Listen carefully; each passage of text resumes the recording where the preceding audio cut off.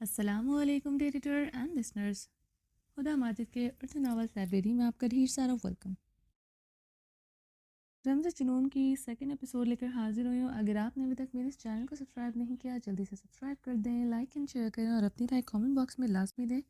اور please video کے ساتھ تھوڑا سا انصاف کیا کریں. میں نے اتنی محنت سے آپ لوگوں کے لیے ویڈیو ریکارڈ کرتی ہوں. اول تو میرا ارادہ تھا نہیں، لیکن میں نے آپ لوگوں کی وجہ سے کیا ہے، تو پلیز اب لائک کامنٹ میں کنجوسی مت کیجیے کرے. اور سیکنڈ تھنگ یہ ہے کہ اب یہ سیکنڈ سیزن ہے تو اس میں درخزئی اور آریان خانزادہ کا پاسٹ دکھایا جائے گا، اور باقی کے خانزادے بھی ہوں گے اس میں. اب آگے جو ہے ان کی انٹری ہوگی، جس طرح زران، اسفند، شہرام، ارحام، ان سب کی انٹری ہوگی آگے جا کے نا. تو ابھی سٹارٹ جو ہے مطلب ان دونوں کے پاس سے سٹارٹ ہو رہا ہے. جیسے رمزش سٹارٹ ہوا تھا تو لوگوں کا پاس دکھایا گیا تھا سارے خانزادوں کا نا.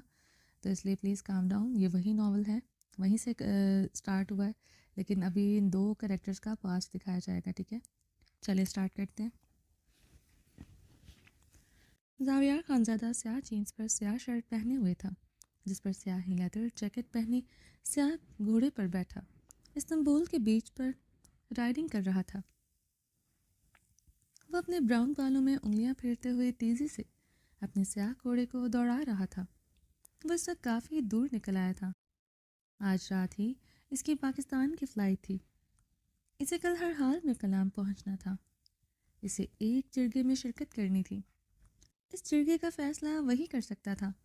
اس کے فیصلے کے آگے کسی کی ہمت نہیں ہوتی تھی بولنے کی، چاہے وہ کسی بے گناہ کو سولی پر ہی کیوں نہ چڑھا دے. اس کا اصول تھا سامنے والے کی نظر اٹھنے سے پہلے ہی وہ آنکھیں نکال دی جائیں، سر اٹھنے سے پہلے ہی کچل دیا جائے. شام کے سائے گہرے ہو رہے تھے. ایک ہارس رائڈنگ تھی جس کے آگے وہ سب کچھ بھول جاتا تھا. 30 سالہ زاویار خانزادہ کا سرخ و سفید چہرہ سردی کی شدت اور ٹھنڈی سمندری ہواؤں سے سرخ ہو رہا تھا. وہ بیچ کے کنارے سے ہوتے استنبول کے گھنے بے حد خوبصورت جنگل میں داخل ہو گیا تھا. وہ اپنے گھوڑے کو جتنا دوڑا سکتا تھا دوڑا رہا تھا. وہ اونچی آوازیں نکالتے گھوڑے کو جوش دلاتے اور تیزی سے بھگا رہا تھا.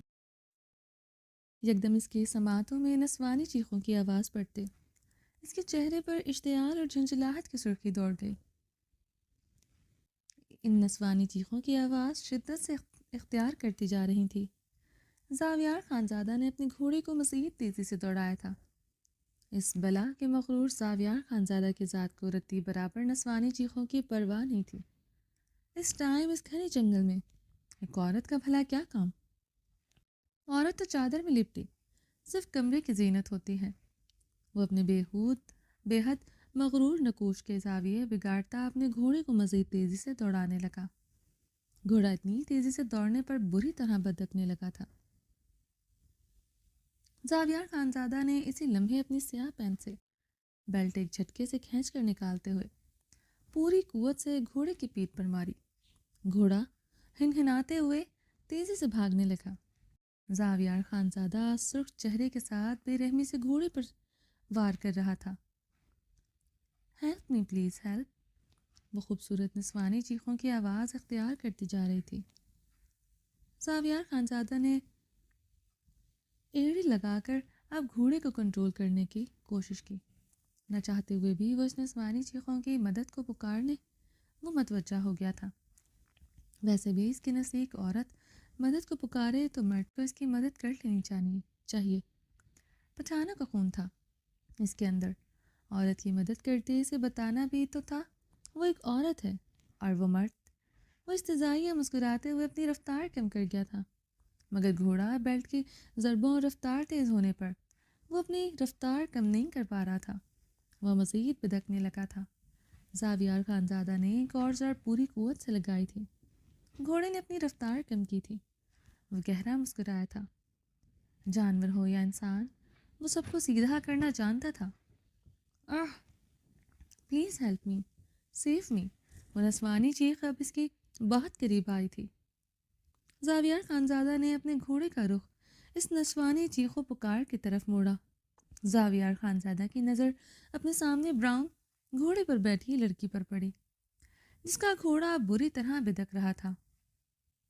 وہ چیختے ہوئے بمشکل اسے سنبھال رہی تھی. زاویار خانزادہ اپنے گھوڑے کی لگامیں کھینچتا اس پر ضربے لگاتا، اسے تیزی سے دوڑاتا اس لڑکی کی طرف بڑھا۔ زاویار خانزادہ کی گہری نگاہیں اس لڑکی پر تھیں جو سفید بے حد تنگ جینس پر سفید سلیو لیس شرٹ میں ملبوس تھی۔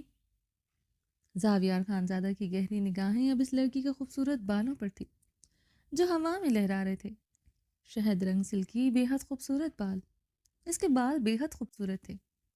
زاویار خانزادہ نے اتنے خوبصورت بال آج تک نہیں دیکھے تھے۔ وہ ابھی تک اس لڑکی کا چہرہ نہ دیکھ سکا۔ زاویار خانزادہ گھوڑے کو دوڑاتا اس لڑکی کی طرف بڑھتے اس کے مقابل آیا تھا۔ اس لڑکی کی کمر میں ہاتھ ڈالتے اس نے ایک جھٹکے سے اپنے گھوڑے پر آگے کی طرف بٹھایا۔ وہ لڑکی مزید بری طرح چیخنے لگی تھی۔ زاویار خانزادہ اپنے گھوڑے کی رفتار مزید بڑھا گیا تھا۔ زاویار خانزادہ کا گھوڑا بہت تیزی سے بھاگتے بری طرح بتک بھی رہا تھا۔ لڑکی مزید شدت سے چیخنے لگی تھی۔ وہ اس کی چیخوں پر اپنی بیلٹ لڑکی کے پیٹ کے دونوں ہاتھوں سے ڈالتا، لڑکی کو اپنے قریب کرتے اسے اپنے سینے سے لپٹا گیا تھا۔ آگے بیٹھی لڑکی کی چیخیں اب رکی تھی، رنگت شدید سرخ ہوئی تھی۔ اس کی پشت پیچھے بیٹھے لڑکے کے سینے سے بری طرح ٹچ ہو رہی تھی۔ وہ بیلٹ سے اسے محصور کیے ہوئے بیلٹ کے دونوں ہاتھوں سے جکڑے آوازیں نکالتے ہوئے اپنے گھوڑے کو تیزی سے دوڑا رہا تھا۔ وہ اپنی اتنی بے عزتی پر سرخ ہو رہی تھی۔ پہلی مرتبہ کسی مرد نے اسے ٹچ کیا تھا۔ اتنا تو شاہویر ملک کبھی اس کے قریب نہیں آیا تھا۔ وہ اپنے بے حد خوبصورت شہزادیوں جیسے مغرور نکوش سے کوڑے اپنے غصے پر بمشکل قابو پا رہی تھی۔ زاویار خانزادہ نے اس کے سلکی بالوں کے نرماہٹوں میں گہرا سانس لیتے اس کی خوشبو اپنے اندر اتاری تھی۔ وہ اس کی خوشبو سے جیسے ایڈکٹ ہوا تھا۔ وہ مزید شدت سے اسے خود کے ساتھ لپٹا گیا تھا۔ اب تو آگے بیٹھی عائش ملک کے چہرے پر غصے کی گہری رمق چھائی تھی۔ وہ اس کی بدتمیزی اور بے باک پن کو محسوس کر چکی تھی۔ اس کے بدن میں ہوتی تبدیلیاں عائش ملک کے کان کی لوئیں سرخ کر چکی تھی۔ عائش ملک نے اس کے حصار سے چھٹپٹاتے ہوئے نکلنا چاہا۔ وہ اسے بیلٹ سے مزید شدت سے جکڑے اسے خود کے ساتھ لپٹا گیا تھا۔ اب زاویار خانزادہ کا چہرہ سرخ ہوا تھا۔ وہ اس کے حصار میں بری طرح چھٹپٹا رہی تھی۔ بیٹھی رہو تمیز سے میڈم۔ مرد اور گھوڑے میں زیادہ فرق نہیں ہوتا، دونوں بدک جائیں عورت کے لیے سنبھالنا مشکل ہو جاتا ہے۔ وہ اس کے چھٹپٹاتے بدن پر اپنا مضبوط ہاتھ رکھ گیا تھا۔ وہ بڑے دھڑیلے سے اس کے پیٹ پر ہاتھ رکھے اسے قریب کیے ہوئے تھا۔ You bloody! وہ اس کے ہاتھ پر اپنا ہاتھ رکھتے ہوئے اپنے پیٹ سے ہٹاتے حلق کے بل چیخی تھی۔ خبردار گالی دی، ورنہ اسے جنگل میں بری طرح پٹک دوں گا۔ اس گھوڑے سے پٹکنے پر ہی تمہارے نازک بدن کا سرما بن جائے گا، کیونکہ تم دکھنے میں اور ہاتھ لگانے میں اچھی خاصی نازک لگتی ہو۔ وہ سرٹ لہجے میں بولتے اس کے پیٹ کی مٹھی میں بے دردی سے بھر گیا تھا۔ تم مجھے جانتے نہیں، یو راسکل، ہو آئی ایم۔ عائش ملک اس کا خوبصورت ہاتھ اپنے پیٹ سے ہٹانے کی ناکام صحیح کرتے ہلکان ہوتے حلق کے بل چیخی تھی۔ عورت کو گالی دینا میری فطرت نہیں، مگر اسے اس کی اوقات یاد کروانا اس خانزادے کی فطرت ہی نہیں، اس کی سرشت میں بھی شامل نہیں۔ آج یہ خانزادہ تمہیں تمہاری اوقات یاد دلائے گا۔ زاویار خانزادہ نے اس کے کان میں پھک کاٹتے ہوئے بیلٹ اس کے پیٹ سے کھینچتے پوری قوت سے گھوڑے پر ضرب لگائی۔ عائش ملک منہ پر ہاتھ رکھتے چیخ پڑی تھی۔ وہ بے یقین تھی، کوئی کیسے بے زبان جانور پر اتنی بے دردی سے وار کر سکتا ہے۔ زاویار خانزادہ نے چیختے ہوئے بیلٹ کو ایک بار پھر سے پوری قوت سے گھوڑے کو مارنا چاہتی تھی۔ عائش ملک اس کی بیلٹ کے اگلے سرے کو ہاتھ سے جکڑے پوری قوت سے اپنی طرف کھینچ گئی تھی۔ زاویار خانزادہ کا بدن پہلے سے بھی زیادہ شدت سے اس کی پشت سے ٹکرایا تھا۔ گھوڑا بدکتے ہوئے پیچھے کی طرف ہوتے اپنی ٹانگیں اٹھا گیا۔ زاویار خانزادہ غصے سے اس کی کمر کو دونوں ہاتھوں سے بے دردی سے جکڑ گیا تھا۔ عائش ملک پوری قوت سے چیخ رہی تھی، مگر بیلٹ کا سرا اس نے ابھی تک نہیں چھوڑا تھا، نہ زاویار خانزادہ نے بیلٹ کا سرا چھوڑا تھا۔ وہ دونوں بیلٹ کے سروں کو تھامے ہوئے تھے۔ چھوڑو بیلٹ، یہ جانور ایسے نہیں سیدھے ہوتے، وہ غرایا تھا۔ جانوروں کا پتہ نہیں مگر انسان کو جانور بنتے کیسے روکتے ہیں یہ اس ملکائن کو بخوبی پتہ ہے۔ مرد کو اس کے اوقات دکھانا مجھے بھی خوب آتا ہے۔ وہ جواباً غراتے ہوئے بیلٹ اپنے ہاتھ میں لپیٹ گئی تھی۔ ٹھیک ہے، اب تمہیں تمہاری اوقات بتاتے بتاؤں گا۔ مرد جانور بن جائے تو تم جیسی عورت کیسا محسوس کرتی ہے؟ عورت اور گھوڑے کو جتنی لگام ڈالو اتنے سیدھے رہتے ہیں۔ لگتا ہے تمہیں ابھی تک کسی نے لگام نہیں ڈالی۔ آج میں اس گھوڑے اور تمہیں لگام ڈالوں گا۔ وہ غراتے ہوئے گھوڑے کی سپیڈ بڑھا گیا تھا۔ لیٹس سی، شیملس خان، وہ استزائیہ مسکرائی تھی۔ زاویار خانزادہ تیش و عالم میں گھوڑے کی سپیڈ بڑھا گیا تھا۔ گھوڑا بدکتے شور کرتے بھاگ رہا تھا۔ زاویار خانزادہ کا وزن جیسے وہ اپنی کمر پر محسوس کر رہی تھی۔ زاویار خانزادہ اونچی آوازیں نکالتے گھوڑے کی لگامیں کھینچتے اسے تیزی سے دوڑا رہا تھا۔ اب ان کا گھوڑا سمندر کے کنارے دوڑ رہا تھا۔ عائش ملک بیلٹ کے سرے کو تھامے اپنے خوف پر قابو پائے ہوئی تھی۔ جھکنا اس نے سیکھا نہیں تھا۔ غلط بات پر وہ کمپرومائز نہیں کرتی تھی، چاہے موت بھی کیوں نہ آ جائے۔ یکدم وہ گھوڑے کو سمندر کے گہرے پانی کی طرف موڑ گیا تھا۔ عائش ملک کا رنگ اب فک ہوا تھا۔ پانی کی چھینٹیں ان دونوں پر اڑ رہی تھیں۔ گھوڑا بھی سمندر کے کنارے پر دوڑ رہا تھا۔ جیسے ہی زاویار خانزادہ نے اسے گہرے پانی میں اتارا، عائش ملک خوفزدہ ہوتی چیخی تھی۔ ڈل گئی لگامیں تمہیں؟ یہی اوقات ہے عورت کی، ڈرتے ہوئے چیخنا۔ وہ اس کے کان میں جھکے سزائے ہنسا تھا۔ چیخ ضرور رہی ہوں مگر بیلٹ ابھی تک میرے ہاتھوں میں ہے۔ تم جیسا بھرپور خان اس نازک عورت کے نازک ہاتھ سے بیلٹ نہیں چھڑوا سکا۔ نہ گھوڑے کو لگام ڈالنا آسان ہے نہ عورت کو۔ گھوڑا بدک جائے تو تمہیں اٹھا کر زمین پر پٹک دیتا ہے، عورت بدک جائے تو تم جیسے مردوں کو اپنے قدموں کی زینت بنا دیتی ہے۔ عائش ملک استزائیہ مسکراتے ہوئے بیلٹ سختی سے کھینچ گئی تھی۔ وہ کہکا لگا کر ہنستے ہوئے گہرے پانی میں گھوڑے سمیت داخل ہوا تھا۔ دونوں بری طرح بھیگے تھے۔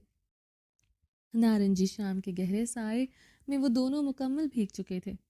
زاویار ملک کی نگاہیں اس کی کمر کے سیاہ دل سے ہوتے اس کے سیاہ نازک پردے پر پڑی۔ وہ دل کو گہری نگاہوں سے دیکھتے اپنی بیلٹ کو چھوڑتے اسے پانی میں بے دردی سے دھکا دے گیا تھا۔ عائش ملک چیختے ہوئے گہرے پانی میں گم ہوتی پانی کی سطح پر آئی تھی۔ وہ گھوڑے سمیت پانی کی سطح پر آیا تھا۔ یہ ہے تمہاری اوقات۔ یہ بیلٹ سنبھال کر رکھنا تحفہ ہے میری طرف سے۔ شاید تمہارے گھر کے مرد کو کبھی کسی کی ضرورت پڑ جائے، کیونکہ تم اسی بیلٹ کی ضربوں سے قابو آؤ گے۔ وہ اس کے پانی میں ہاتھ پیر مارتے وجود پر استزائیہ نگاہ ڈالتے اپنے گھوڑے کی لگامیں کھینچتے تیزی سے بھگال کر لے گیا تھا۔ اس کا چہرہ وہ ابھی تک دیکھ نہیں سکا تھا، نہ وہ منمنایا تھا۔ You bloody Khan, you are rascal. I fuck you. I will kill you. وہ پوری قوت سے چیخ رہی تھی۔ زاویار خانزادہ اس کی چیخیں سنتے مسکراتے ہوئے اپنے گھوڑے کو تیزی سے بھگا کر لے گیا تھا۔ درخزی خانزادہ کو اپنی بڑی سی مرسڈیز کو روکنا پڑا۔ سامنے ہی بہرمند کی سیاہ جیپ کھڑی تھی۔ وہ مونچھوں پر ہاتھ پھیرتے ہوئے اسے گہری نگاہوں سے دیکھتے مسکرا رہا تھا۔ درخزی خانزادہ اپنی پچھلی گردن کو سہلاتے ہوئے اسے دیکھ رہا تھا۔ بہرمند خان اپنی جیپ پر جمپ مار کر اترا تھا۔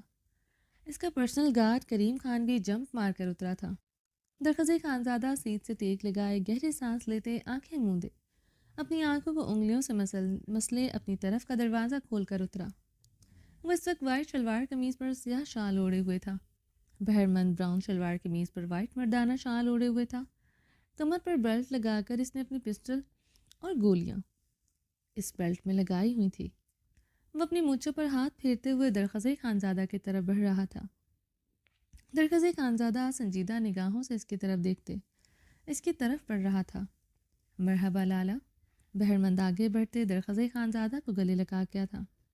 مرحبا، درخزی سنجیدگی سے بولتے اسے الگ ہوا تھا۔ کیا بات ہے لالا، اس بار حویلی آ کر بھی ہمارے غریب خانے کا چکر نہیں لگایا؟ وہ مونچھوں پر ہاتھ پھیرتے تنزیہ مسکرایا تھا۔ آؤں گا، درخزی نے سنجیدگی سے کہا۔ کب لالا؟ اتنے دنوں سے حویلی میں موجود ہو، مگر خانم بھی سے تم ملنے نہیں آیا۔ ہم مانتا ہے نئی عورت کا نشہ بہت خاص ہوتا ہے، مرد کو کہیں کا نہیں چھوڑتا۔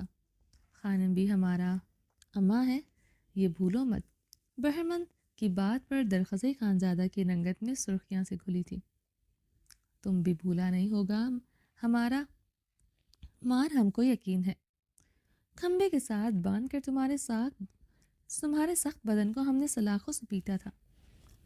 جب تم نے کوئی غلط کام بھی کیا، ہم کو یقین ہے تم اپنے لالا کی دہشت کو بھولا نہیں ہوگا۔ وہ اپنے اور بہرمند کے درمیان 2 قدم کا فاصلہ طے کرتے اس کے قریب ہوتے، اس کے گال پر نرمی سے ہاتھ رکھ گیا تھا۔ درخزے کی بات پر بہرمند کی آنکھیں اسی لمحے سرخ ہوئی تھیں، دوسرے لمحے وہ مسکرا گیا تھا۔ لالا، یہ ہاتھ ہمارے لیے قابل احترام ہے، تم چاہے ہم کو زندہ زمین میں گاڑ دے، ہم ایک لفظ نہ بولے، آخر تم ہمارا لالا ہے۔ وہ اس کا ہاتھ چومتے ہوئے بولا تھا۔ درخزئی خانزادہ جبڑے بھینچتے ہوئے اپنا ہاتھ کھینچ گیا تھا۔ آ جانا لالا، 2 قدم کا فاصلہ پر ہمارا غریب خانہ ہے، تمہارا لیے رات کو درجن بکرا کاٹ ڈالے گا۔ آج تمہارا اور بھابھی کا دعوت ہے، وہ مسکراتے ہوئے بولا تھا۔ گاڑی ہٹاؤ، درخزئی خانزادہ سنجیدگی سے کہتے اپنی گاڑی کی طرف بڑھتے۔ دروازہ کھولتے بیٹھا تھا۔ بہرمند خان نے اپنی جیپ کی طرف بڑھتے ڈرائیونگ سیٹ سنبھالی تھی۔ کریم خان بھی اپنی بندوق کو پکڑتے ساتھ والی سیٹ پر بیٹھا تھا۔ بہرمند خان نے ہاتھ کے اشارے سے درخزئی خانزادہ کو سلوٹ کیا۔ درخزئی خانزادہ نے اسے ہاتھ کے اشارے سے گاڑی نکالنے کو کہا۔ وہ ہنستے ہوئے گاڑی پیچھے کی طرف کرتے ہوئے اپنی گاڑی مڑ گیا تھا۔ درخزئی خانزادہ گاڑی زن سے بھگا کر لے گیا تھا۔ اسٹیئرنگ پر بہرمند کے ہاتھ سختی سے جمے تھے، آنکھوں میں خون اترا تھا۔ تم دیکھنا کریم خان، ایک دن اسی بندوق سے میں اپنے لالا کی جان لوں گا۔ اس کی گاڑی اسی پل سے گرتے اس دریا میں گم ہو جائے گی۔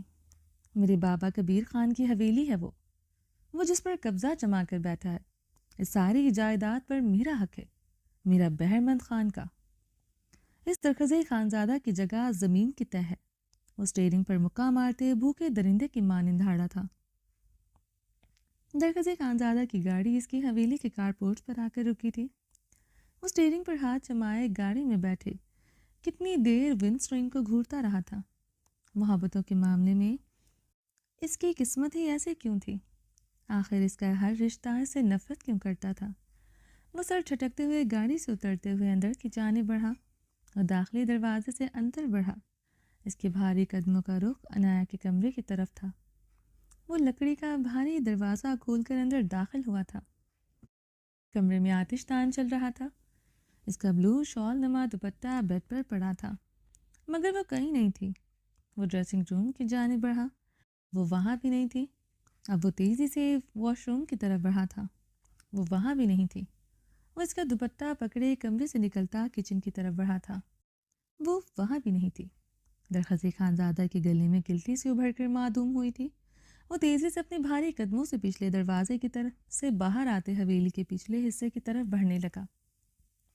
وہ بھاگتے ہوئے تیزی سے اس راستے کی طرف بڑھنے لگا جہاں بہتا دریا تھا، جس طرف کوئی راستہ باہر نہیں جاتا تھا۔ بہت بڑے پہاڑوں میں اور بڑے بڑے پتھروں میں گرا وہ دریا تھا، جہاں سے صرف اونچے پہاڑ نظر آتے تھے، اس لیے حویلی کے اس طرف گارڈز تعینات نہیں تھے۔ اس طرف باہر سے کوئی نہیں آ سکتا تھا۔ وہ بھاگتے ہوئے اونچے اونچے پتھروں سے اس کی طرف بڑھ رہا تھا۔ اس کی جان جیسے لبوں پر سج رہی تھی۔ عنایت اس کے لیے کیا تھی وہ کوئی نہیں جان سکتا تھا، شاید وہ خود بھی نہیں۔ درخزئی خانزادہ کی رنگت اشتعال سے سرخ ہو رہی تھی۔ وہ اس کی اجازت کے بغیر کیسے اس طرف آ سکتی تھی، وہ بھی بغیر چادر کے؟ وہ اس کی چادر ہاتھ میں پکڑے بھاگتے ہوئے اونچے نیچے پتھروں سے نیچے کی طرف اتر رہا تھا۔ یکدم وہ رکا تھا۔ وہ بلو پٹھانی فراک میں ملبوس بہت بڑے پتھر پر بیٹھی ہوئی بہتے دریا کو دیکھ رہی تھی۔ درخزئی خانزادہ اپنے بھڑکتے اعصابوں پر قابو پاتے اس کی طرف بڑھا تھا۔ عنایت درخزئی خانزادہ کو اپنی طرف آتے دیکھتے نروٹے انداز میں منہ پھیر گئی تھی۔ آنکھوں کے گلابی پن نے شدت اختیار کی تھی۔ وہ اسے یہاں لا کر بھول گیا تھا، اس کی طرف دیکھتا تک نہیں تھا۔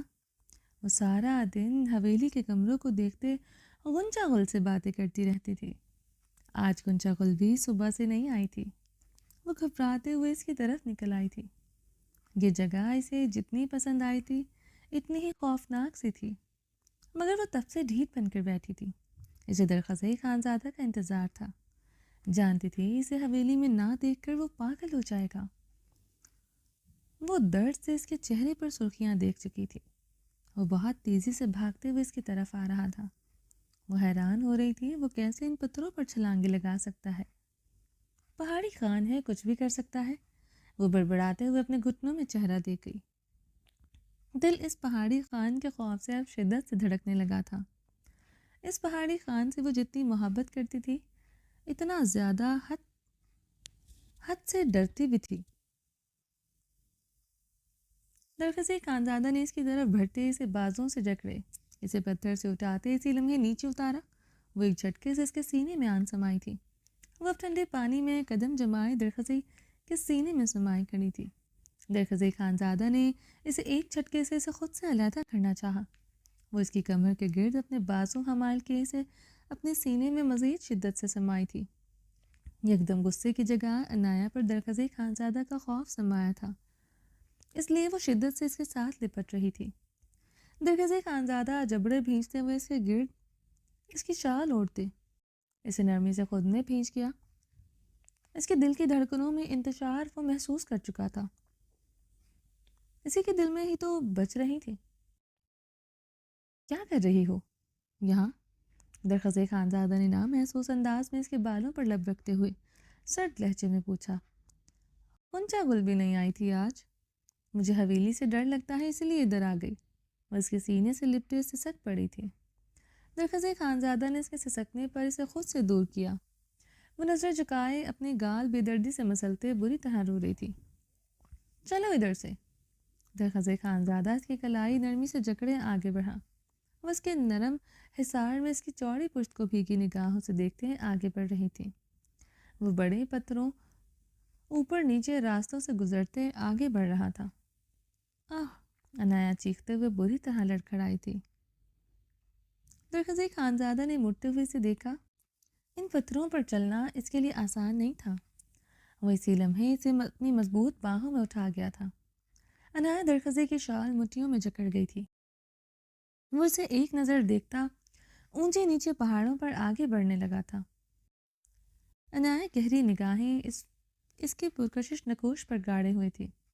اس نے اپنی زندگی میں اسے زیادہ حسین مرد نہیں دیکھا تھا۔ وہ اس کی شال کے جکڑے اس کے مغرور نقوش دیکھتی جا رہی تھی جو اس وقت تنے ہوئے تھے۔ وہ اس کے سر سپاٹ چہرے کو دیکھتے روحانسی ہو رہی تھی۔ اس کا سر سپاٹ چہرہ اس کی جان نکال کے رکھ دیتا تھا۔ وہ اسے گود میں اٹھائے اوپر نیچے پتھروں پر چلتے ہوئے آگے بڑھ رہا تھا۔ عنایہ کے براؤن کھلے سلکی بال نیچے کی طرف لہرا رہے تھے۔ اس کی شال کی اس کے گلے میں پڑی تھی۔ اس کا ایک کونا بھی زمین سے ٹچ ہو رہا تھا۔ اس کے شال کے کونے کو زمین کے ساتھ لگتے دیکھ کر وہ اسے مزید اوپر کو کرتے اٹھا گیا تھا تاکہ اس کی شال زمین سے ٹچ نہ ہو۔ شال کے بغیر کیوں آئی؟ شال لے کر جاتی۔ درخزئی خانزادہ اس کے کھلے بال دیکھتے تیز تیز قدموں سے آگے بڑھتے بولا۔ مجھے عادت نہیں درخزئی اتنے کھلے کھلے فراکس اور یہ بڑی بڑی چادریں اڑنے کی۔ وہ روحانسی ہوتے شکوا کر گئی تھی۔ عادت ڈال لوگی، ڈل جائے گی۔ سر پر نہ صحیح اپنا سینہ ڈھک لیا کرو۔ وہ اس کے نشیب و فراز کی حشر سمانیوں پر نگاہ ڈالتے سنجیدگی سے بولا۔ اس ڈھیلے ڈھالے فراق میں بھی اس کے نشیب و فراز مہک رہے تھے۔ عنایہ اس کی گہری نگاہ اپنے سینے پر محسوس کرتے سب کندھار ہوئی تھی۔ وہ اپنی نگاہوں کا زاویہ بدلتے اسے اٹھائے تیزی سے آگے بڑھنے لگا تھا۔ عنایہ اتنی سردی میں اسے پسینے میں نہلایا دیکھ کر حیران ہوئی تھی۔ دوسرے پل وہ مدھم سا مسکرائی تھی۔ وہ اسے اٹھائے تیزی سے چل رہا تھا۔ دوسرا وہ اس کی قربت کی آنچ سے نچڑ رہا تھا۔ وہ اسے لے کر کیا محسوس کرتا ہے وہ جانتی تھی۔ اس دن رضائی میں اس کی بےتابیوں اور جسم کی گرمائش سے وہ بخوبی جان چکی تھی۔ وہ اسے پانے کے لیے مچل رہا ہے۔ عنایہ نے اونچے اونچے پتھروں کو دیکھا۔ وہ کافی دور آ چکی تھی۔ ان پتھروں سے نیچے اترنا شاید آسان تھا، اوپر چڑھنا مشکل تھا۔ درخزے کی سانس اب دھوکنے کی مانند چل رہی تھی۔ مجھے اتار دے درخزئی، میں خود چلی جاؤں گی۔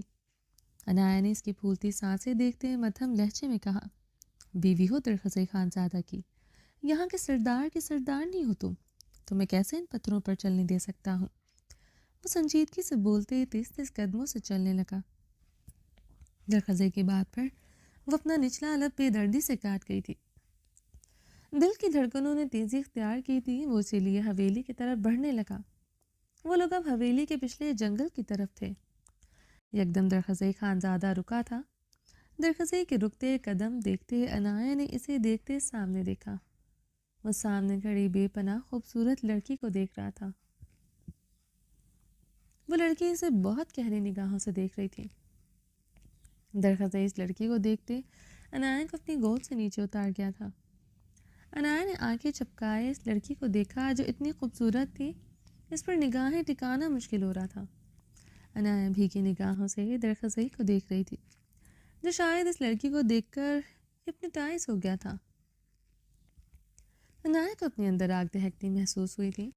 وہ اس کے سامنے کھڑا کسی غیر لڑکی کو سٹل دیکھ رہا تھا۔ وہ لڑکی درخزئی کو دیکھتے مسکرائی تھی۔ درخزئی بھی جواباً مسکرایا تھا۔ عنایا مزید برداشت نہیں کر سکتی تھی۔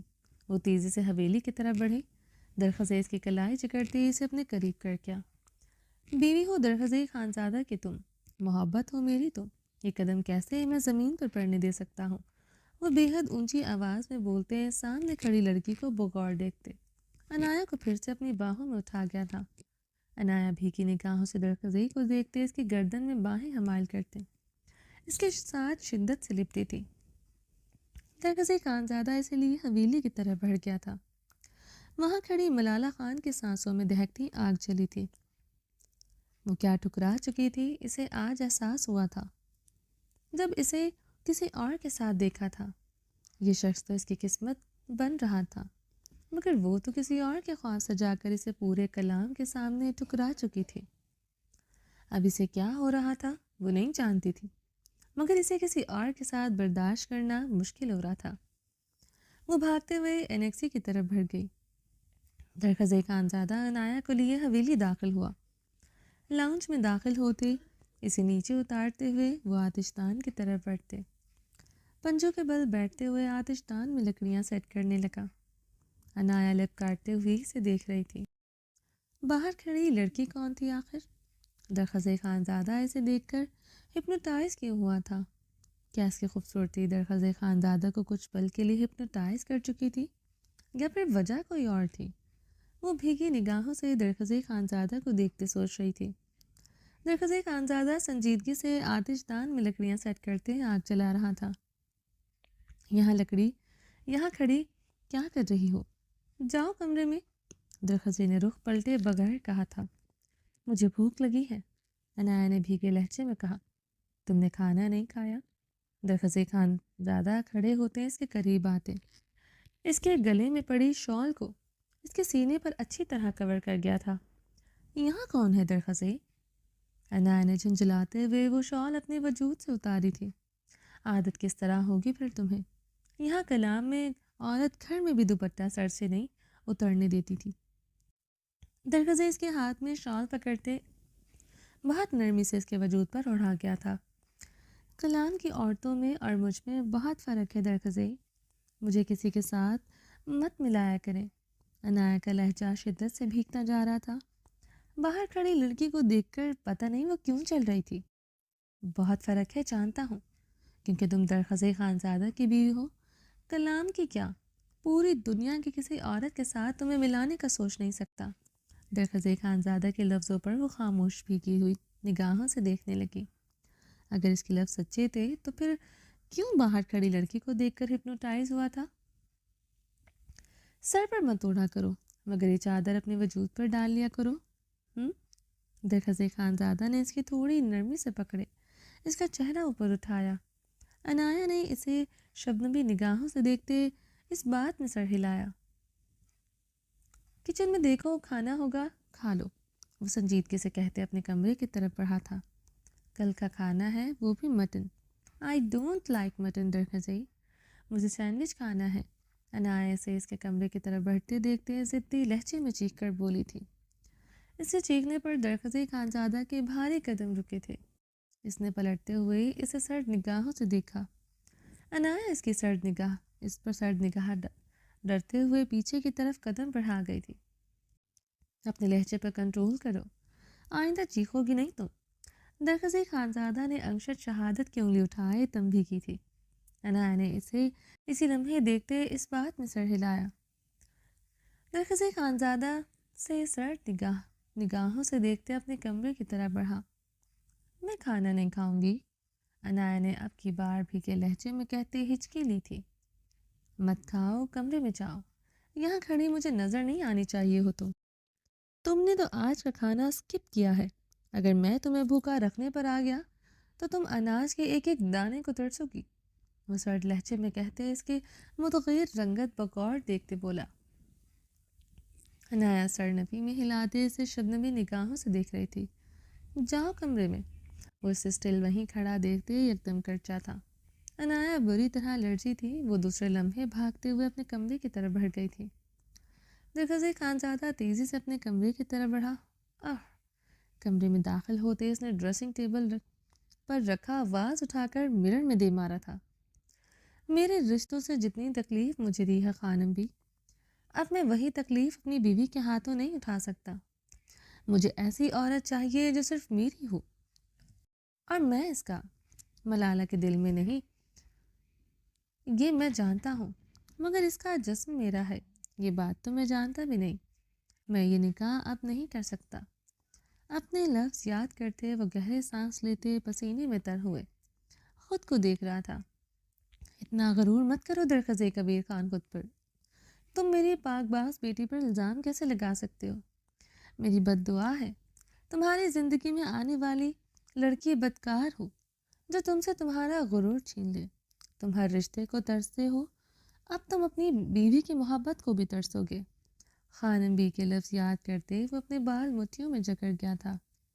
کوئی ماں کیسے اپنے بیٹی کو بد دعا دے سکتی ہے؟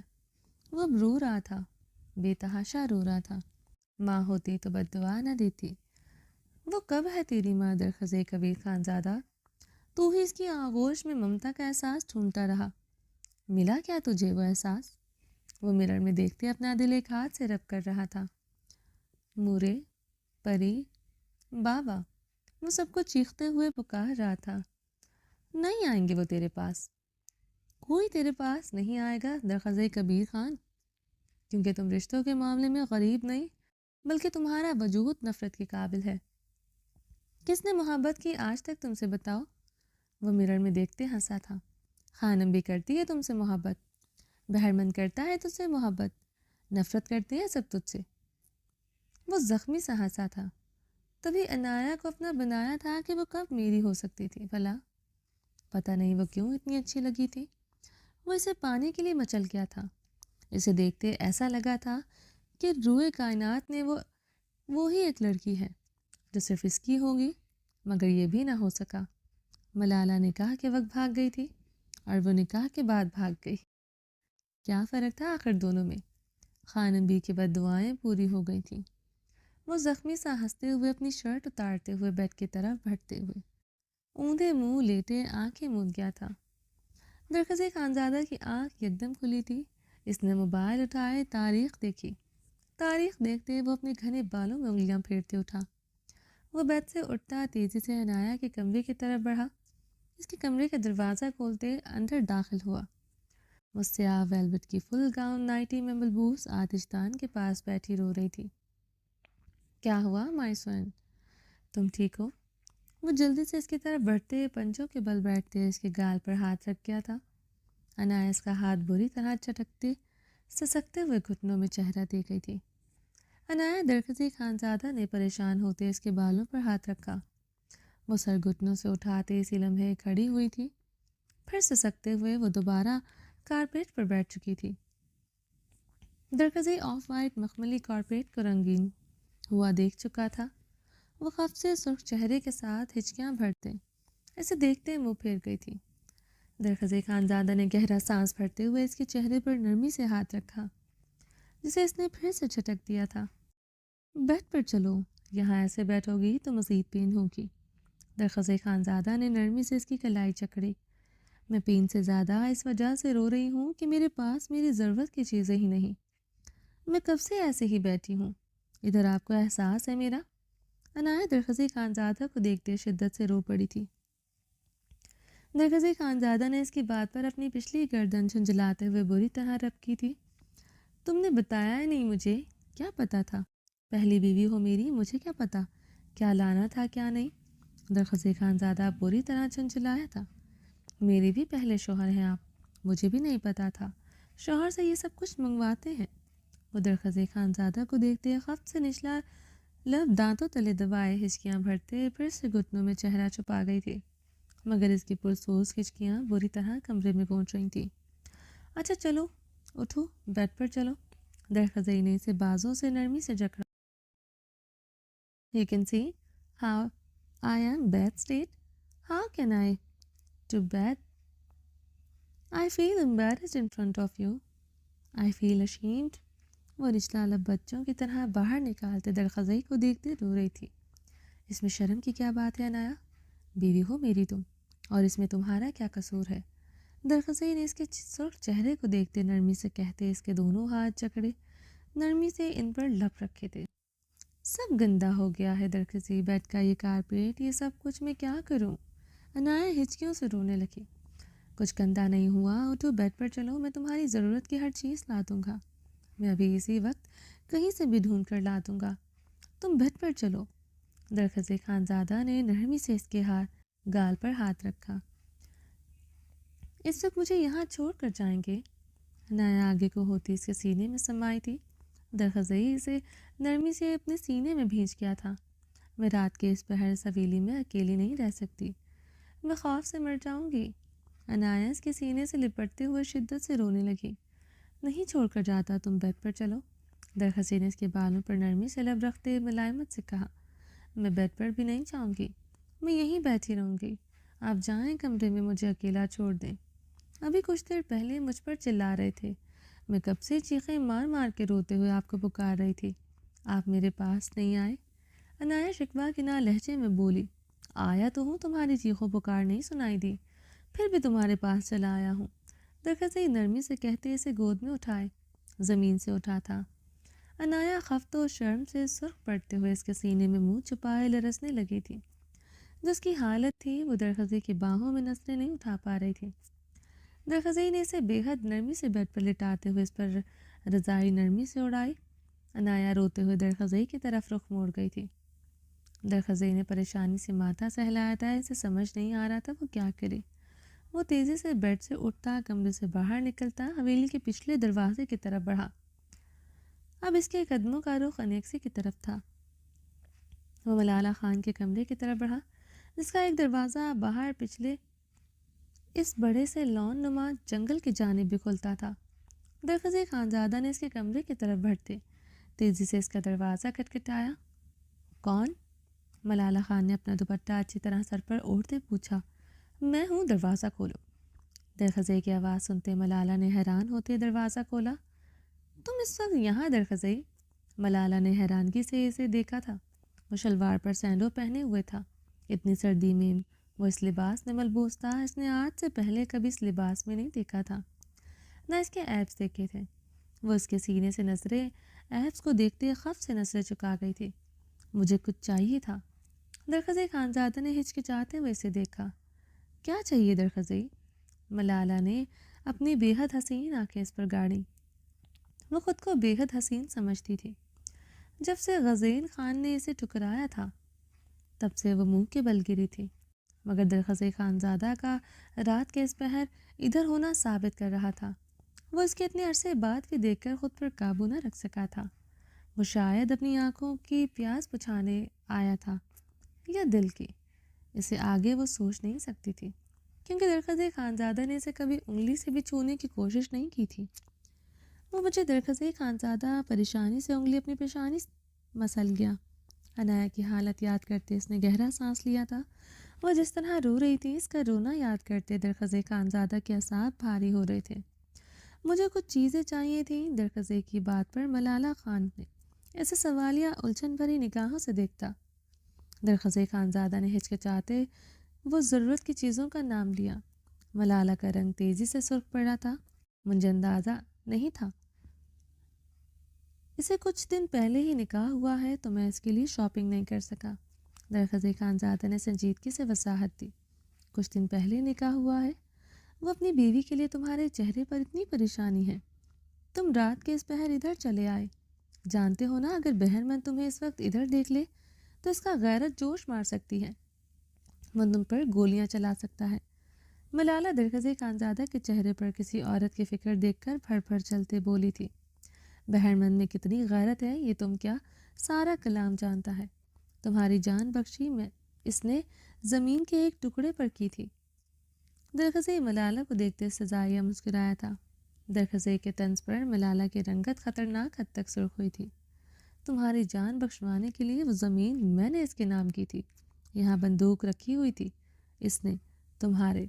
درخزے نے اس کے سینے کی طرف 2 انگلیوں سے اشارہ کیا۔ ملالہ اس کی باتیں سنتے اسے متغیر رنگت کے ساتھ دیکھ رہی تھی۔ ملالہ بنا کچھ کہے خاموشی سے اپنی الماری کی طرف بڑھی۔ درخزے کی مطلوبہ چیزوں کو وہ نکالتے ہوئے اس کی طرف بڑھتے اس کے ہاتھ میں تھما گئے۔ درخزے وہ چیزیں پکڑتے جلدی سے آگے بڑھا۔ درخزے، ملالہ نے اسے پکارا۔ ملالہ کی پکار پر درخزے کے بھاری قدم رکے تھے۔ بہرمند غیرت میں غیرت نہیں ہے، تم تو غیرت مند پٹھان ہو، ادھر کا سردار ہو۔ ایک سردار ایک پٹھان اپنا عزت اپنا غیرت پر آنچ نہیں آنے دیتا۔ اپنا بیوی کے واسطے تم کیسے آدھی رات کو ہمارا پاس آ کر یہ سب کچھ کہہ سکتے ہو، یہ سب مانگ سکتے ہو؟ یہ رات گزر جانی تھی، کل دن کا اجالا میں تم اس کا ضرورت کا ہر سامان لا دیتا۔ ایسا بات کوئی کیسے غیر عورت کے ساتھ کر سکتا ہے؟ ملالہ خان نے سردی کی شدت میں گہرا سانس پھڑتے چیختے ہوئے سوال کیا۔ وہ بیوی نہیں زندگی ہے کلام کے سردار کی، پٹھان ہوں غیرت مند بھی ہوں، تمہارے پاس کبھی نہ آتا اگر تم نے اپنی عزت نہ گنوائی ہوتی۔ میرے دل میں تمہاری اب عزت نہیں، سمجھو شاید اس لیے میں تمہارے پاس چلا آیا۔ درخزے خانزادہ کی حد تک قمیض جملوں پر ملالہ خان کے قدم لڑکھڑائے تھے۔ درخزے خانزادہ اسی لمحے بھاگتے ہوئے حویلی کی طرف بڑھ گیا۔ درخزے خانزادہ اپنی حویلی میں داخل ہوتے عنایا کے کمرے کی طرف بڑھا تھا۔ اس کی پرسوز سسکیاں سنتے ہوئے وہ اس کی طرف تیزی سے بڑھا تھا۔ اسے کندھے سے جکڑے اس کی کمر میں ہاتھ ڈالے، اسے نرمی سے بٹھاتے اس کی ضرورت کی مطلوبہ چیزیں اسے تھمائی تو عنایا نے حیرانگی سے اسے دیکھا۔ کل میں تمہیں تمہاری ضرورت کی ہر چیز لا دوں گا، ابھی اس سے گزارا کر لو مائی سوین۔ درخزی نے اس کے گال سے بہتے آنسو اپنے انگوٹھے کے پوروں سے صاف کیے۔ یہ کہاں سے لائے؟ عنایا نے نظریں چکائے سرخ چہرے کے ساتھ پوچھا۔ لے آیا ہوں، تم چینج کرو میں آتا ہوں، درخزی نرمی سے کہتے اس کے گال تپتپاتے ہوئے کمرے سے نکل آیا تھا۔ تھوڑی دیر بعد وہ ٹرے میں گرم دودھ، بسکٹ اور ڈرائی فروٹس کے ساتھ اندر داخل ہوا۔ عنایا بلو ویلویٹ کی نائٹی میں ملبوس صوفے پر بیٹھی ابھی بھی رو رہی تھی۔ درخزے خانزادہ نے اس کی طرف بڑھتے ٹرے سامنے ٹیبل پر رکھی تھی۔ عنایا سے دیکھتے نروٹھے انداز میں منہ پھیر گئی تھی۔ وہ جب جب کیئر کرتا تھا نرم ہوتا تھا، اس کا سرد خشک رویہ بہت چبھتا تھا۔ اسے یہی درخزے خانزادہ چاہیے تھا جو کبھی اس کے لیے تھا۔ درخزے خانزادہ نے گلاس اٹھا کر ٹرے میں سے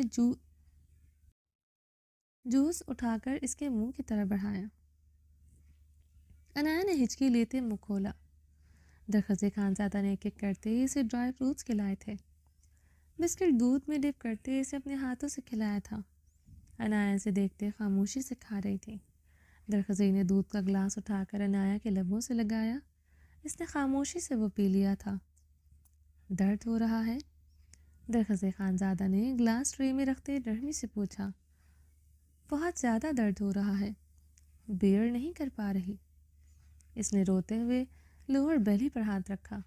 تمہاری میڈیسن تو نہیں ہے، پین کلر لا دیتا ہوں تمہیں، درخزی کہتے اٹھا تھا۔ مت جائیں مجھے چھوڑ کر، ایک مرتبہ پہلے بھی آپ کی باہوں میں درد کا احساس نہیں ہوا تھا۔ آج کی رات مجھے اس کمرے میں اکیلا مت چھوڑیے گا، مجھے ڈر لگتا ہے۔ عنایا روتے ہوئے اس کا ہاتھ جکڑ گئی تھی۔ کہیں نہیں چاہتا، مگر اس کے لیے تمہیں رونا بند کرنا ہوگا ورنہ چلا جاؤں گا۔ درخزے کی آواز یکدم سرد ہوئی تھی۔ عنایا کے بہتے آنسو اسے اپنے دل پر گرتے محسوس ہو رہے تھے۔ عنایا نے سر نفی میں ہلاتے اپنے عارض پر بہتے آنسو اپنی ہتھیلیوں سے صاف کیے۔ درخزے خانزادہ اس کے خوبصورت نقوش کو دیکھتے ہوئے ڈریسنگ روم کی طرف بڑھ گیا تھا۔ واپسی پر اس کے ہاتھوں میں شنیل کی ریڈ کلر کی بیڈ شیٹ تھی۔ درخزے خانزادہ نے پرانی والی بیڈ شیٹ اتارتے ہوئے اس کارپیٹ پر پھینکا۔ بیڈ شیٹ بچھاتے ہوئے وہ عنایا کی طرف بڑھا، جو بے حد سرخ چہرے کے ساتھ نظریں جھکائے بیٹھی تھی۔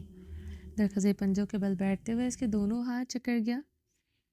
اس کے لیے تمہیں ashamed ہونے کی ضرورت نہیں، بیوی ہو میری تم، تمہارا ہر سکھ درد میرا۔ جب تم ہنس رہی ہو تمہارے ساتھ اگر ہنس سکتا ہوں، جب تم رو تو مجھے تمہارے رونے میں کوئی شرم محسوس نہیں ہونا چاہیے۔ تمہارا ہر درد میرا۔ وہ اس کے بہتے آنسو کو ایک بار پھر سے اپنے انگوٹھوں کے بولوں سے پر چن گیا تھا۔ مجھے معاف کر دیا آپ نے درخزے۔ عنایا اس کا ہاتھ پکڑے بری طرح سے سک پڑی تھی۔ عنایا کے سوال پر درخزی خانزادہ کے جبڑے بھینچے تھے۔ وہ اپنا ہاتھ چھڑواتے کھڑا ہوا۔ میرا یقین کریں، مائیکل صرف میرا دوست تھا۔ عنایا نے اس کا سرد چہرہ دیکھتے پریشان ہوتے وضاحت دی۔ غزین خان کو میں نہیں جانتی، وہ تو میری سہیلی اشنوا کا لالا ہے۔ ملالہ کے لفظ سماعتوں میں گونجے تھے۔ منظر بدل گیا تھا۔ وہ دلہن کے لباس میں چیخ چیخ کر اپنی نفرت کا برملا اظہار کر رہی تھی۔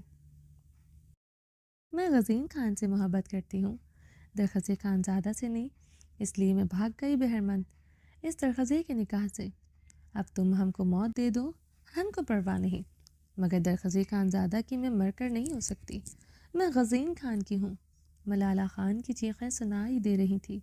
میری بد دعا ہے تمہاری زندگی میں آنے والی لڑکی بدکار ہو، جو تم سے تمہارا غرور چھین لے، تم ہر رشتے کو ترسے ہو، اب تم اپنی بیوی کی محبت کو بھی ترسو گے۔ اب خانم بی کے لفظ اس کی سماعتوں میں گونج رہے تھے۔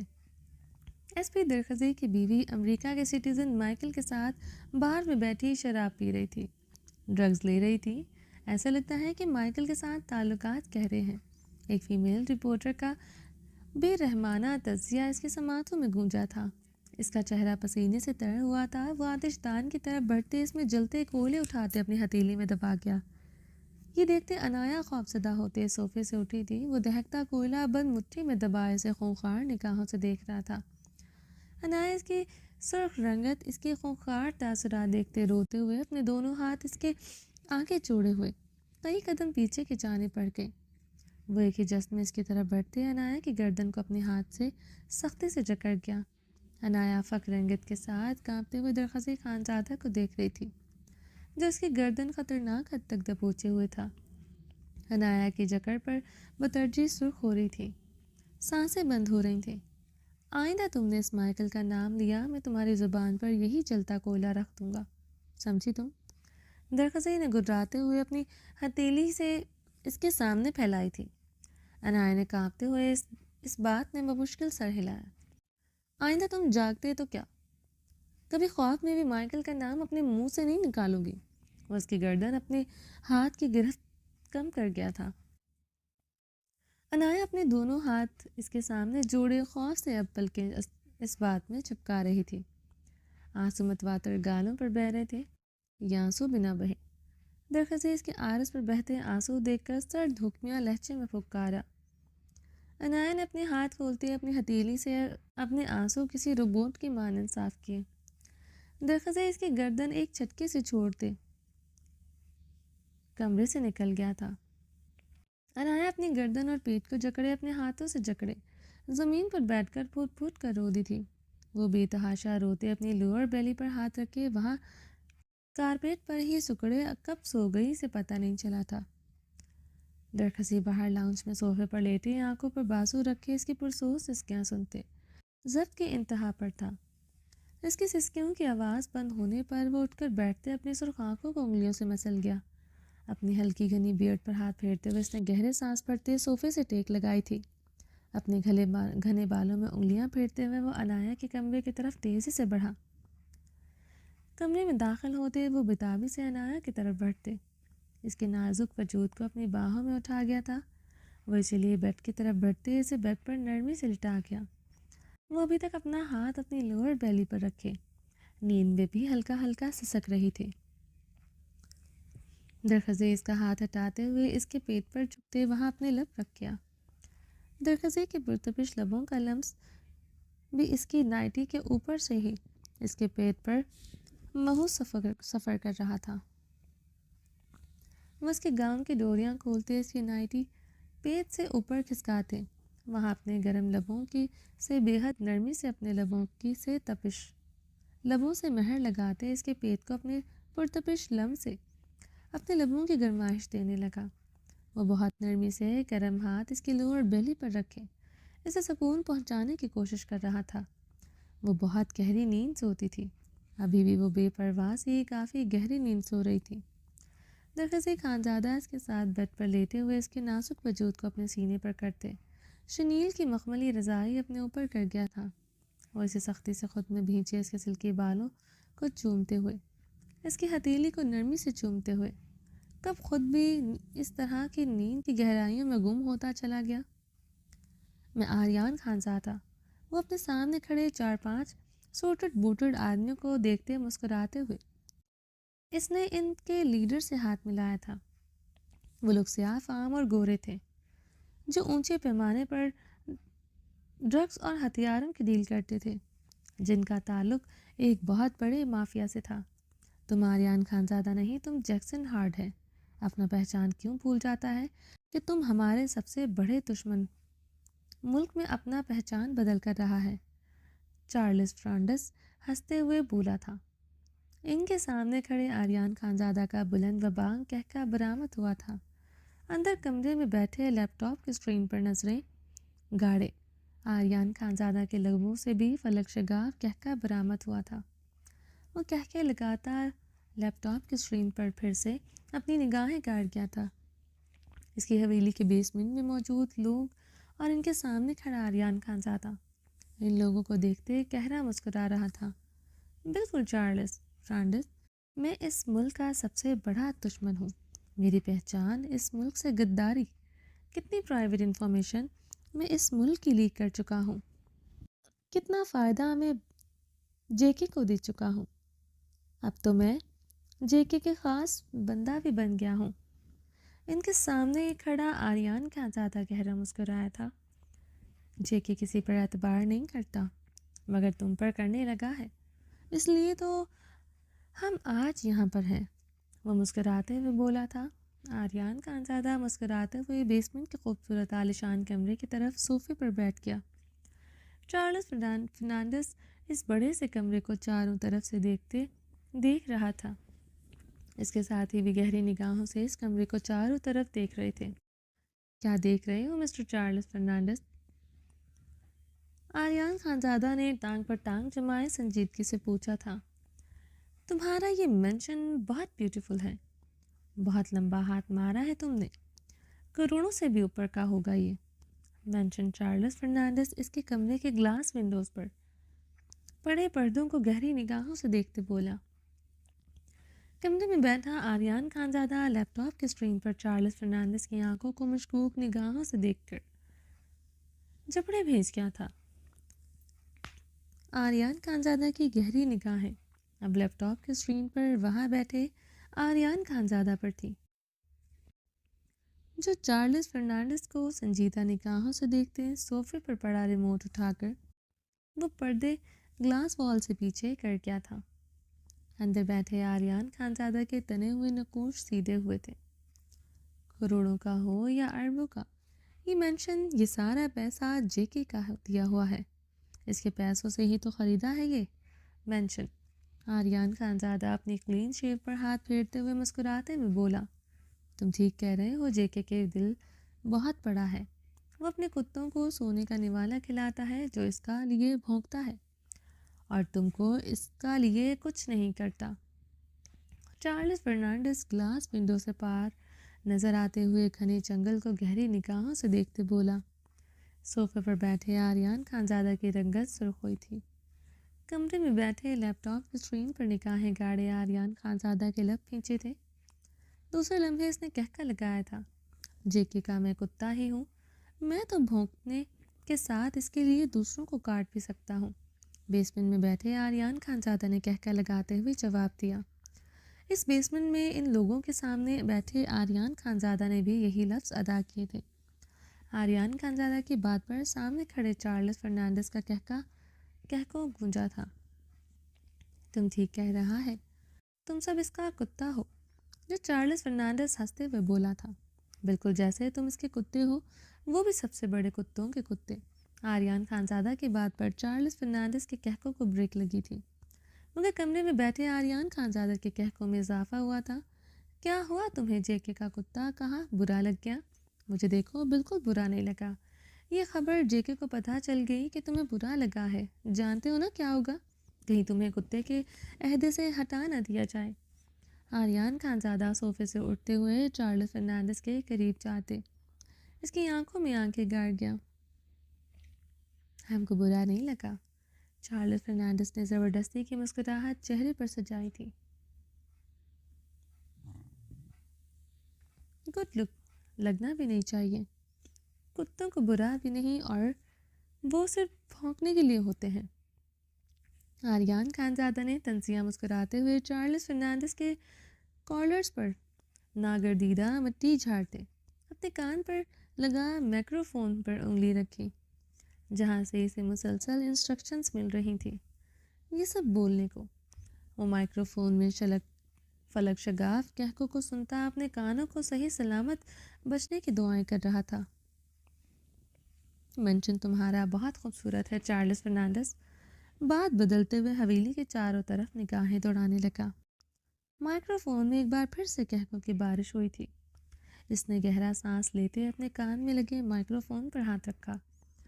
شکریہ چارلس فرنانڈس۔ آریان خانزادہ مسکراتے ہوئے اس خوبصورت کمرے سے ہوتا ڈائننگ ایریا کی طرف بڑھا، جہاں اس کے پرسنل شیف نے ڈائننگ ٹیبل کو مختلف کھانوں سے سجایا ہوا تھا۔ ٹیبل کے سینٹر میں مختلف قسم کے شیمپین کی بوتلیں پڑی تھیں، جسے دیکھتے چارلس فرنانڈس کی آنکھیں چمکی تھیں۔ یہ اچھا کیا، اب یہاں کا پہاڑوں میں رہنے والا بنا کپڑے پہنا کسی خوبصورت عورت کا بھی دیدار ہو جائے تو جے کے کو تمہارے لیے ہم پوری طرح کنونس کر دے گا۔ چارلس فرنانڈس کی بات پر لیپ ٹاپ کی اسکرین پر نظریں گاڑے آریان خانزادہ جبڑے بری طرح بھینچے تھے، رنگت طیش و عالم سے سرخ ہوئی تھی۔ وہاں کھڑے آریان خانزادہ کی بھی رنگت سرخ ہوئی تھی۔ وہ زبردستی کی مسکراہٹ سجائے سر ہلا گیا تھا۔ You start eating, I will see what else I can do serve you. I mean a beautiful woman. Aryan Khanzada سنجیدگی سے کہتے جلدی سے اس کمرے سے باہر نکلا تھا۔ زرمش اپنے چکراتی سر کو سنبھالتی اٹھی تھی۔ اسے پہلے تو کچھ سمجھ نہیں آیا تھا وہ زندہ ہے یا مر گئی۔ دوسرے لمحے کمرے کو دیکھتے ہوئے وہ یقین ہوئی تھی۔ پاس پڑی وہ خالی چھوٹی سی بوتل اٹھا کر دیکھتے اسے اسمیل کیا۔ وہ بری طرح کھانسنے لگی تھی۔ وہ گہرے سانس لیتے اپنے بال مٹھیوں میں جکڑ گئی تھی۔ یہ زہر کی شیشی نہیں، حرام مشروب تھا جو وہ رات اسے پلا چکا تھا۔ رات اس کے ڈر سے وہ کچھ احساس ہی نہ کر سکی تھی۔ وہ حرام مشروب کو پہچانتی تھی۔ ہاسٹل میں اس کی روم میٹ ڈرگس الکوہول چھپ چھپ کر لیتی تھی۔ زرمش روتے ہوئے اب بری طرح کھانس رہی تھی۔ حرام مشروب اسے اب زہر کی طرح لگ رہا تھا جسے وہ اپنی رگوں میں اتار چکی تھی۔ وہ گہرے سانس لیتے بیڈ پر پڑی شال اپنے گرد لپیٹتے ہوئے باہر آئی۔ بھوک سے اس کا سر چکرا رہا تھا۔ کچن میں سے جانے کی اجازت نہ تھی۔ نازو ہی اس کے لیے 2 وقت کا کھانا لاتی تھی۔ شاید وہ اسے اب منع کر چکا تھا، شاید بھاگنے کی سزا بلڈ ٹرسٹ بیسٹ ایسے دینے چاہ رہا تھا۔ وہ باہر نکلتے ہوئے آگے بڑھی تھی۔ حویلی کے اندر نیچے کی طرف سیڑھیاں جاتی تھیں، جہاں خوبصورت بیسمنٹ تھا۔ وہ ایک مرتبہ ادھر بھی گئی تھی جہاں سے شاید اسے بھاگنے کا رستہ مل جائے، مگر نہ مل سکا تھا۔ اسے اس بیسمنٹ سے مختلف آوازیں سنائی دی تھی۔ زرمشی آوازیں سنتے جلدی سے سیڑھیاں اتری۔ کل اس کا تھپڑ کھانے کے بعد اس کا خوف آریان خانزادہ کے لیے بہت بڑھ گیا تھا۔ اسے ہر صورت یہاں سے جانا ہی تھا۔ وہ بنا سوچے سمجھے سیڑھیاں اتری تھی۔ اذلان سکندر جو کمرے سے باہر آیا تھا سیڑھیوں سے اترتی ایک لڑکی کو دیکھ کر حیران رہ گیا۔ زرمش اذلان سکندر کو دیکھ کر تیزی سے سیڑھیاں اترتے اس کی طرف بڑھی۔ اذلان سکندر کے سیاہ آنکھوں میں حیرت و استعجاب چھایا تھا۔ اس کی طرف بڑھتی لڑکی کے گالوں پر انگلیوں کے بے درد نشان تھے۔ گال گہرا نیلا ہوا تھا، اس کے سلکی چاکلیٹی براؤن بال کھلے تھے۔ اس کے نازک وجود پر سیاہ شال تھی جس کے وجود سے اترتے اب ایک کندھے پر ڈھلک رہی تھی۔ وہ بہت بری طرح خوفزدہ تھی۔ اذلان سکندر پر حیرتوں کے پہاڑ ٹوٹ رہے تھے۔ آریان خانزادہ نے کیا کوئی عورت اپنی قید میں رکھی ہوئی تھی؟ وہ یہ نہیں کر سکتا تھا۔ اذلان سکندر بے یقین تھا۔ اس لڑکی کی حالت دیکھتے وہ مزید بے یقین تھا۔ وہ لڑکی اب اس کے سامنے کھڑی بہت بری طرح کانپ رہی تھی۔ شاید وہ اس پر یقین نہیں کر پا رہی تھی۔ اذلان سکندر جلدی سے زرمش کی طرف بڑھتے، زرمش کے کپکپاتے وجود کو دیکھتے اس کا کندھا نرمی سے جکڑا۔ وہ بدحواس ہوتے پیچھے ہوتے خوفزدہ سے اپنے لبوں پر ہاتھ جما گئی تھی۔ اذلان سکندر اس کی خوفزدہ ہرنی سی ہیزل گرے بے حد شفاف خوبصورت آنکھوں کو دیکھتے لب کھینچ گیا تھا۔ وہ بے یقین تھا، آریان خانزادہ ایسا کر سکتا ہے؟ سامنے کھڑی دوشیزہ اس کی دشمن بھی ہوتی، وہ کیسے کسی لڑکی کو ایسے ڈرا کر خود کے پاس رکھ سکتا تھا؟ وہ لڑکی بہت بری طرح کانپ رہی تھی۔ اذلان سکندر نے بہت نرمی سے اس کے ہاتھ اس کے لبوں سے ہٹائے تھے۔ اب اس کے گال کا حشر دیکھ کر جبڑے بھینچ گیا تھا۔ گال پر بہت بے دردی سے تھپڑ مارا گیا تھا۔ وہ اس وقت درد کی تفسیر لگ رہی تھی۔ وہ جتنی خوبصورت تھی اسے کہیں زیادہ اس طرح ڈرتے ہوئے بے حد معصوم لگ رہی تھی۔ یہاں تک کہ اس کے گال پر یہ نشان بھی بے حد خوبصورت لگ رہا تھا۔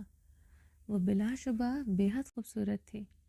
کیا آریان خانزادہ اس عورت کی خوبصورتی پر مر مٹا ہے، اس لیے اسے قید کر کے رکھا ہے، یا پھر اس کی دشمن کی بیٹی ہے؟ اذلان سکندر زرمش کے کپکپاتے وجود کو دیکھتے جبڑے بھینچتے سوچ رہا تھا، یہ نہیں ہو سکتا، آریان خانزادہ ایسا نہیں کر سکتا۔ عورت چاہے جتنی بھی خوبصورت ہو، آریان خانزادہ کسی عورت پر ایسے ظلم نہیں کر سکتا، نہ وہ اپنے کسی دشمن کی بیٹی کے ساتھ ایسے کر سکتا ہے۔ وہ اتنا کمزور اس طرح کسی عورت کو قید کر کے رکھے۔ بتاؤ مجھے کیا ہوا ہے؟ اذلان سکندر نے بے حد نرمی سے پوچھا۔